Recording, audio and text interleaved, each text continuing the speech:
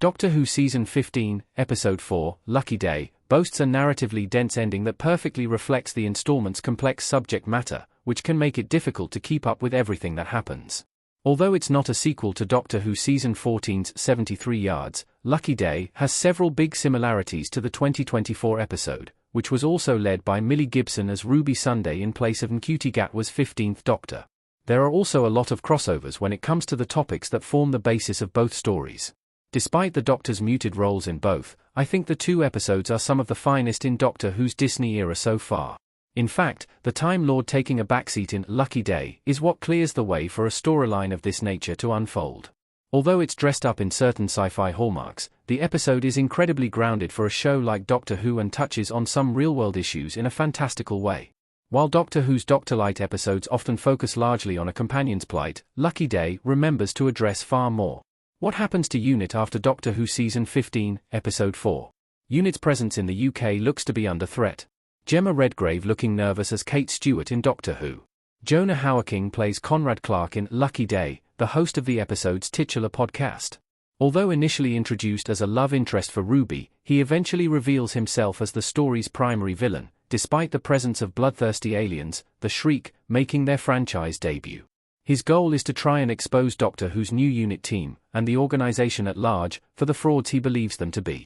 Although Conrad is clearly wrong, his think tank conspiracy movement gathers enough momentum for the UK government to reconsider UNIT's place in the country's security hierarchy. After returning to the tower from a very important governmental meeting, Kate Stewart, Gemma Redgrave, explains the possibility that the UK arm of UNIT could be dismantled and folded into the country's infrastructure, rather than remaining a private body.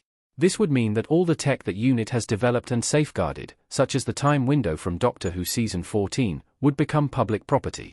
As a result of UNIT's run-in with think tank, UNIT HQ in Geneva, Switzerland, has downgraded the UK branch's security status. Kate may also have to pay for her maverick way of handling Conrad DSO, while UNIT itself won't fold entirely due to it being an international organization. The closure of the UK operation would leave the country exposed to alien threats. Of course, Conrad's followers don't believe said threats are even real, claiming that all the alien encounters Earth has experienced are nothing more than the result of special effects and other deceptive methods of keeping the population scared and in line. However, the threats are real within the world of Doctor Who, making the possibility of Kate's team being disbanded an especially worrying possibility. Why Conrad refuses to change, even after the Doctor's visit. The Doctor is fighting a losing battle trying to reason with Conrad. Even though he ends up in prison for his actions, Conrad is still happy with what he accomplished. All he ever really craved was attention, and for people to hang on to his every word. The opening scene in Lucky Day reveals that Conrad had a dismissive and physically abusive mother during his childhood, and this may have played a part in his attitudes and behaviors as an adult, something Ruby Sunday herself alludes towards. All the praise that Conrad has received from the echo chamber that is his community of acolytes has gone to his head, and he's now even more convinced his actions were justified. So, even when confronted with hard evidence of alien life in the form of a second encounter with the Doctor, this time aboard the TARDS, Conrad still pushes away the truth in place of the false world he's carved out for himself. He even openly tells Gatwa's character, "I don't accept your reality, Doctor. I reject it." What's most frustrating about Conrad's second conversation with the Doctor, the first since 2007, is that the leader of Think Tank openly admits to the fact that he knows the Doctor is an alien.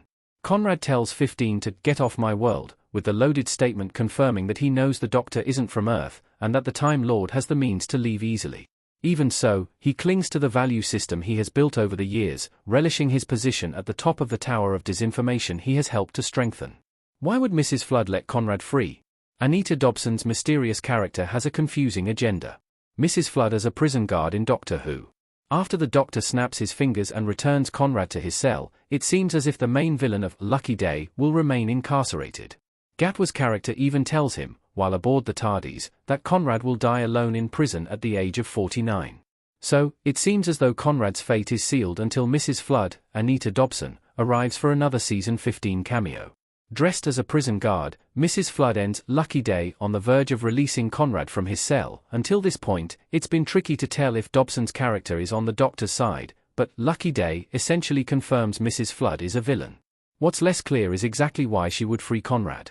It's been obvious for a while now that, whoever Mrs. Flood is, she's incredibly powerful. As such, Conrad should be of very little use to her. However, the threat that Conrad poses is very different from the dangers incited by more traditional Doctor Who villains. So, maybe Mrs. Flood is simply giving the Doctor an adversity he will struggle far more to contain. How Conrad connects to Doctor Who's 73 Yards and the Albion Party. Lucky Day mentions a subscription service called Albion TV. 73 Yards feels like a spiritual predecessor to Lucky Day, and, at times, even a retroactive sequel. Although Ruby's alternate timeline in 73 Yards has now been wiped out due to the return of the Doctor, there's nothing to say that certain events from the future Ruby once lived through won't still happen. Specifically, Lucky Day reveals the existence of a right-wing subscription service called Albion TV. In the 2040s shown in 73 Yards, Prime Minister Roger A.P. Gwilliam, and Euron Barnard, was the leader of the Albion Party, which won the UK general election. While Conrad isn't confirmed to have a direct, canonical connection to the Albion Party, his Lucky Day podcast belongs to the same group as Albion TV, boasting far-right rhetoric, unfounded conspiracy theories, and wild speculation by individuals who are far from experts in their respective fields. Because the ideologies of Albion TV and Conrad's podcast seem to be so similar, it could be that the attention garnered by Think Tank by those in similar circles resulted in a surge in Albion TV subscribers, which will eventually lead to the creation of the party that takes Roger A.P. Gwilliam to power.